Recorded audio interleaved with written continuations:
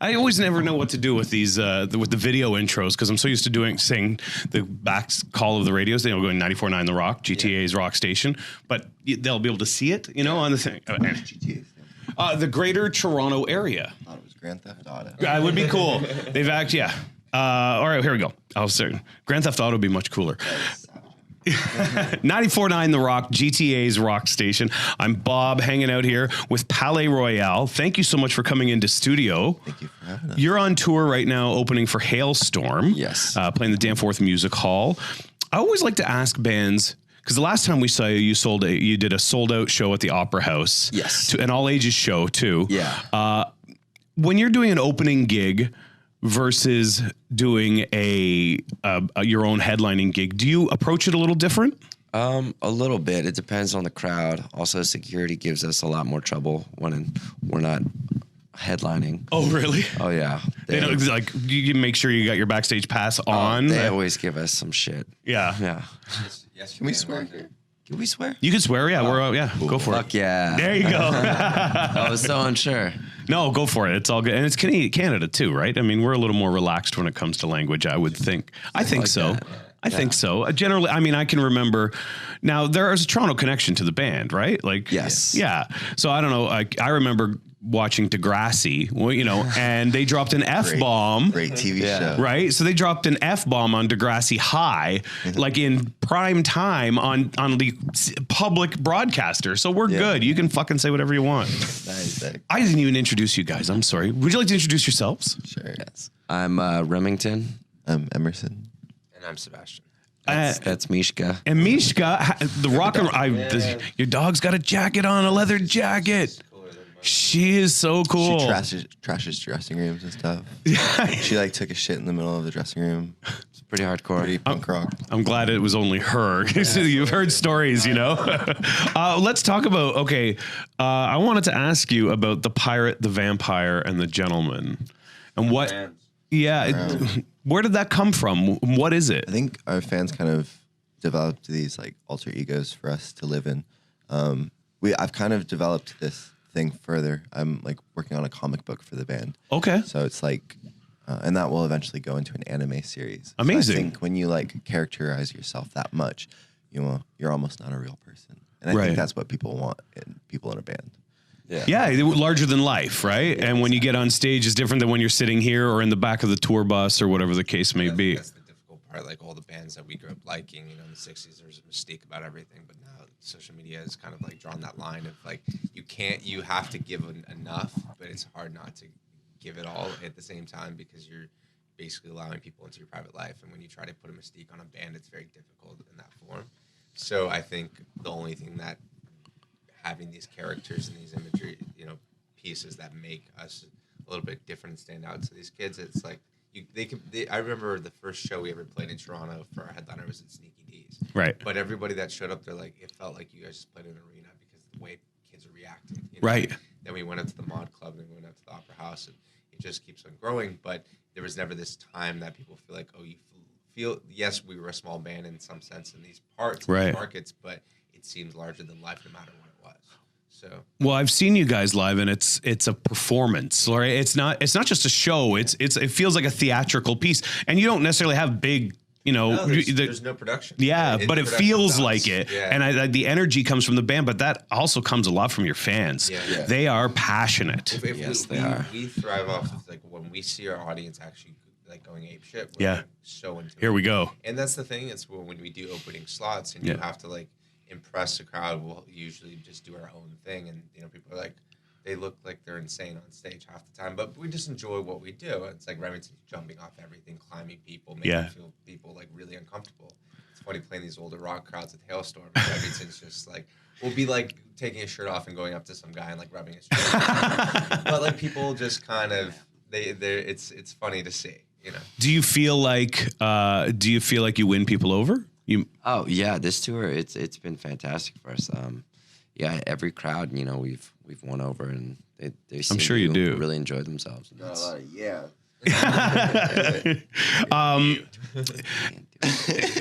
And all the again, these passionate fans, there's some really young kids listening to your music. And the last time we had you in, and Doug was interviewing you at Jasper Dandy's next to the Opera House. You mentioned like those early days and running your own meet and greets via social media and stuff. And so, it's got to be hard to balance, like you said, those characters versus who you are as people. Do you find that it's got to be a blessing and a curse, I guess is what I'm saying?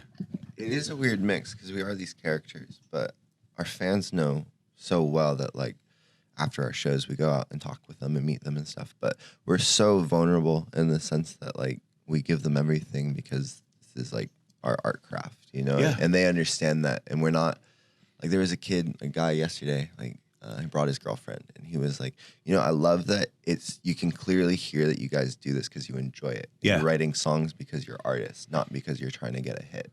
And Right. to me, that meant the world because you can see that. A human being knows the difference between what is fake and what is real. Well, that's the thing. They're characters, but aren't they just extensions of who you really are? Yeah. You know? I think that's the biggest thing is we haven't really strayed far away from who we are. Like we're very like we'll have our arguments and disagreements all the time in front of people, and people are like, you should like maybe back off. And we're like, we're brothers. We don't really care. It's gonna happen. Yeah. That's how we are as people, and I think we're not.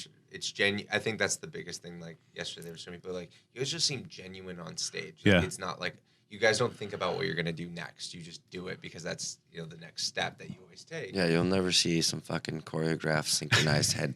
Headbanging, yeah. You'll never see that from this band.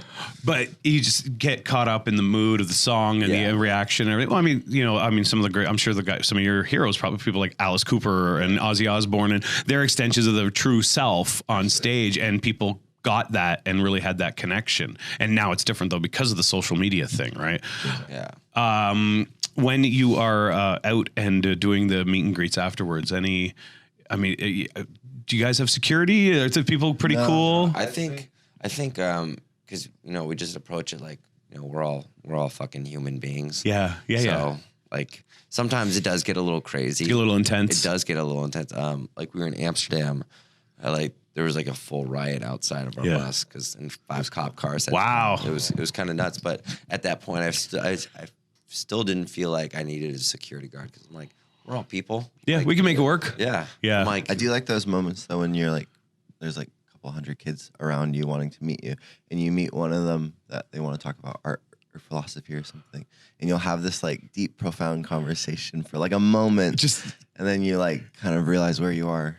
Yeah, but it's amazing because it's like we're meeting friends and building family everywhere we go. I feel like you guys Especially really Toronto. When we come back here, it's like we know them by their faces so well. That's so great because they've been through like thick and thin with us. yeah, because we will always know those first 100 people at Sneaky Dee's that came to the show, and that was only like 2 years. It's a couple years ago. 08? No, not 08. No, 18. I mean, like it's like only a couple years ago. Like 08, I'm like, sorry, no, Jesus not 08. Sorry, 18. I'm old. Forget. It's like how many years? Has it been? Yeah. How long have we been on the road? It's crazy now.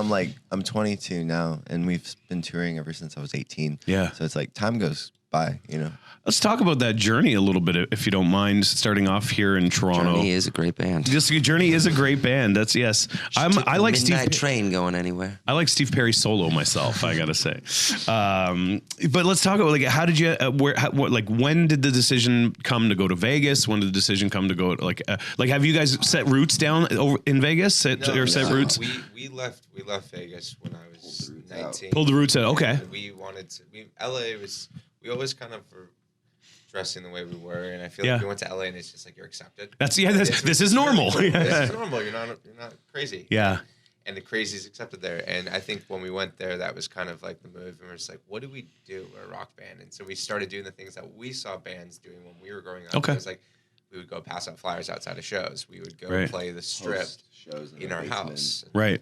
We did that whole thing, and we started growing into the Sunset Strip kind of vibe. But the reality is, unfortunately, it is dead. And Sunset Strip, and there's nothing there. It's not the Motley Crue, the Dirt. No, it doesn't. Sadly not. It's there's nightclubs that playing that DJs have careers there Sure. because of that. Yeah. But regardless, we did that, and we realized kind of what we wanted to do as a band. Yeah. And then we just started throwing shows at our house because the venues Remington, Emerson couldn't even go into because they were like, You guys know underage. 21, Yeah, right? I couldn't play the Viper Room. Well, I started playing when I was like 20 years old, and they said the only way you can go on stage is if you go on literally right when your set time, and we kick you off. You weren't allowed to hang out at all. No, I was allowed to hang out in the parking lot. Wow. So we would throw the shows, and that's why we called the first 2 records Boomer Room, because we called our like the basement the Boomer Room, and everybody would come, and just like there'd be like 80 kids getting trashed watching us play all these songs that ended up being on the album. And then we were like, we need to go to an audience because we're so young still. We can't be doing this strip and doing that stuff. So we started playing high schools, and we went right to the market basically, and all these kids were just so open to a band playing instruments because you forgot how that doesn't actually exist. Right. Most of their friends are all, listening to electronic music Exactly. or And rock and roll has always been, hidden at times, but then it comes out and does really well. So ebbs and flows, right? And and I feel there's a real groundswell again of great guitar-based rock and roll, and you guys are part of it. Bands like the Struts, and in Canada here, the Glorious Sons, and different you guys got you guys have the stylistic side of things down, and your music is great. And then there's just straight ahead, grunge, not grunge bands, but grungy guys, doing their thing. It's definitely coming to a better place. Are you finding it? Are you finding it different to the audience? Like, are you seeing different people now? Like, as you get more, you get your 100. Are you seeing different demographics at your shows? It's like We're older fan base. Yeah. And in Europe, like we did Mexico City, and probably 60% of the audience was male. Yeah. And then you do America, and it's like 10% of the audience might be male. Yeah. And then you go to Europe, and it's pretty split. And Yeah. so it's crazy to see, but the age categories, like in Europe, where it's like roughly like 18 to 30. In the States, it's like 14 to 25. Canada's a little bit higher. It's strange. I think it's structured off of the base of like what the upbringings are and like the status of how you are as a kid there in Europe. If you're 16, you're already an adult. Here, you're like 18, you might figure out going to college. You might stay at home till you're 21. Yeah. And then you can't even have a drink till you're 21. Yeah, 15 over there, they're like, go have a beer. Go ahead. It's all good. You had a rough day at school. Go have a beer. But I think that has a lot to do with what is accepted on the music side of things. Well. So, sure. And what also parents allow their kids to listen to. It's weird now that we're traveling across the world and seeing how demographics do change. And I think because There's over no there, such thing as a role model in today's society. you better be the most fucked up person. Well, that's what I was going to ask. Do you feel a responsibility? Because some of your kids are pretty young. It was do you feel a response? Some of your audience is really young. I feel a responsibility just to be yourself. Yeah. Because guess what? Like we said earlier, people could see through the bullshit. And Yeah. Why, it's better to, be yourself than fake being this random other person that you're probably going to slip up and then everyone's going to hate you. They're going to be point. shocked. I think about that all the time because, like, I wouldn't classify us as role models, but I don't think there is any role models of today's generation, Right. Because everyone's just trying to be like the worst person they can be, And then, That's But interesting. Yeah. I think though, like that's where like, especially for me as an artist, like that's my role to like implement into our youth kids, you know, where it's like Just some characters like Alan Watts, which was a philosopher from the 60s. Yeah. Like if you shine light on some intelligible subjects, they really grasp towards it. And like I've seen their poetry and like the way kids write, it's so intriguing. And That's amazing. If you give them the opportunity, Real connection. and the platform, they shine. I think that's the biggest thing Emerson's always does on Instagram. Like he's like completely anti-social media, but knows how to use it as a platform that makes it work properly. Like asking kids questions like, all right, we're going to give a free giveaway on like a makeup palette or one of the jewelry. Tell them to post a poem or something. And then that's what he'll read something and you'll be in tears. Wow. He'll have like 2,000 comments of people writing poetry and giving a shit about what their thoughts are versus saying, here's a selfie, blah, blah, blah. That's it, So trying to cross that borderline of it. And I think that's the thing too. People look at our audience and they're like, oh, you have like teenagers and young adults and like young 20s and those are your fans. I'm like, yeah, but they know they know more about themselves than most people that are in college trying to figure their shit out because they've had all the tools to kind of.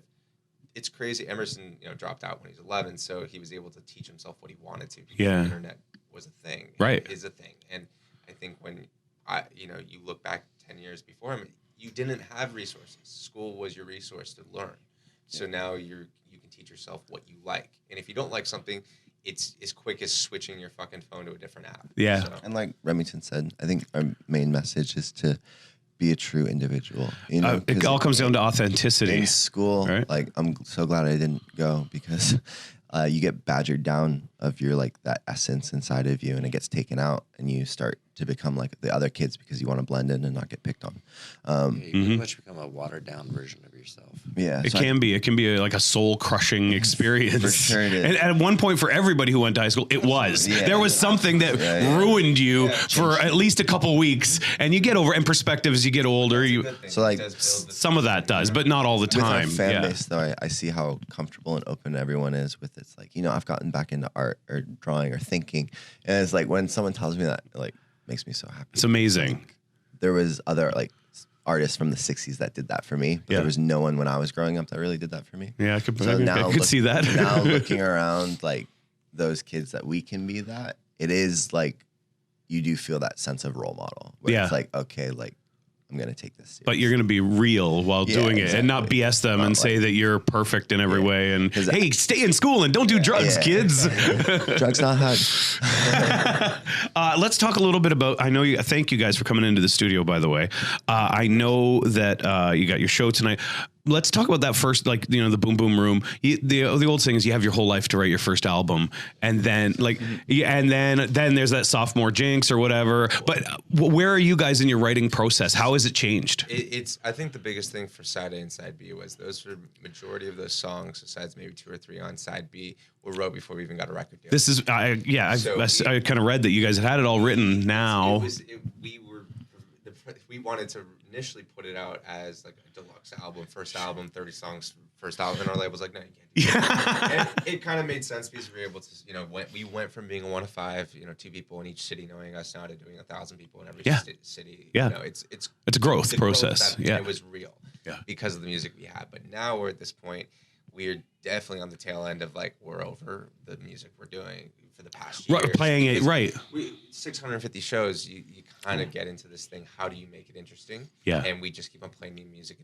And I'm like, okay, we got to slow down on that because now we've played 8 new songs that could potentially be on the next record. Okay. But we don't know. But you don't know yet. Because we're like, well, we even wrote better songs. Maybe those were just like, those ended up being street tracks for fans that came to the shows. And Right. they got to kind of get an inside look to what was happening just because they came to the shows. So now the new writing process is solely because we've experienced life. You know, when you're living and you're like, you're in a home and we went, you know, homeless, we wrote a record. It was like, oh, those were real experiences, but we've seen so much shit. When you're in we were in Vienna, we were in Prague selling out shows and seeing what's happening in the world. Yeah. That's what's inspiring. We went from sleeping in our mom's car for 2 years to like being our own roadies now to getting into like a bus. And it's like you growing up that quickly and realizing what you were able to create with just an idea. It's like, that's what's inspiring the whole new side of what we are as a band. And we're a little bit more cautious with the way we're writing songs because we are coming from a place of honesty versus trying to be like, we need to please people. Okay. So you felt that's interesting. So you like when you're writing for the first album, were you trying to write hits or No, that was the thing. We were just getting our ideas out. Right. And when you're going through it, when you're signed, they're like, we need a hit. And you're like, then you start thinking like that. But then we're like, we have this audience. They gave us a platform to tell everyone to fuck off. We have fans. Yeah. We're going to play our music. We're going to do it. So it's really Yeah, nice. I mean, going forward. our first album to me, it was just kind of like, you know, we didn't really experience life yet, so it was just all these ideas in our head that, you know, what we thought we wanted, you know, our music, you know, and we got a lot of influences from a lot of other artists like Velvet Underground, you know, obviously like the Beatles and stuff, Sure. all these like visual things, and you know, we put that into our songs, and then for our new music, we just kind of like said, okay, let's cut the bullshit. Let's get straight to the fucking point. Yeah. When did you know? Like, you know, like, was there a moment that you knew that this was the right thing? You know, from your mom's back of your car to 100 people at Lee's? We did some headline shows and they were really cool, but I think the turning point was there was like 2 points of us like touring, but I think the first headline we did was in Philadelphia. There was 147 kids. We were the only band playing. We're like, wow, like people showed up to watch Right, us. just Wow. us. And then the real moment, I think, was in Amsterdam. We walked off stage. Our first show ever in Amsterdam was 1,000 people. Wow. Sold out in like 2 hours. We walked on stage. We're like, what the fuck just happened? Like, you have that We feeling. went back recently to Amsterdam and we played 1,500 people. That's great. And it was That's the so most great. spiritual atmosphere I've ever been in. Like every single person in that room just had nothing but love. Isn't it great to hear them sing it back? I have chills thinking about it for you. I do. I They- do. they Because have their as own- an audience member, I love those moments. And I love Their hearing own you talk specific, about them. Chant where it's like, "Where's the party? Here's the party," and they sing it start in doing Dutch. it. They sing it in Wow. Dutch, Yeah, and so like cool. I put a drum beat to it, and it was it's never happened to me, but we like Wrote a the song audience and the band Wrote a song together. So cool. Like, everyone's just going fucking. So now crazy. every time Kids we are go back passing there, out. that's like That's what the you song. do. Yeah. So great. Yeah, It's so great. It was kind of weird. Like I go on stage and like just try to sing the first song, and I couldn't sing it just because like I had the biggest smile on my. I can't physically sing it, and it sucks because the first song it sounded horrible because I was just so happy. So happy. That's amazing. Well, your fans are passionate. We've been playing "You'll Be Fine" for ages, and as soon as we heard it, we knew it was a hit. It's a hit. It's a great track, and thank you for making it. Your fans have been supportive of you. They've sent us thank you notes. They've sent, like there's like a whole street team you guys got here, like a volunteer street team. great energy. Yeah, it's great energy. It's great positivity, and it's nice to sit down and talk to you guys and see that that's real and it's not BS. And I highly recommend people to go and check these guys out. If not tonight, then next time you're coming around. I can't wait to hear new music. I guess you're working on it as you're on the road. Yes. Yes. Yeah, excellent. Palaye Royale, thank you so much for coming into 94.9 The Rock. Thank you. Thank you so much.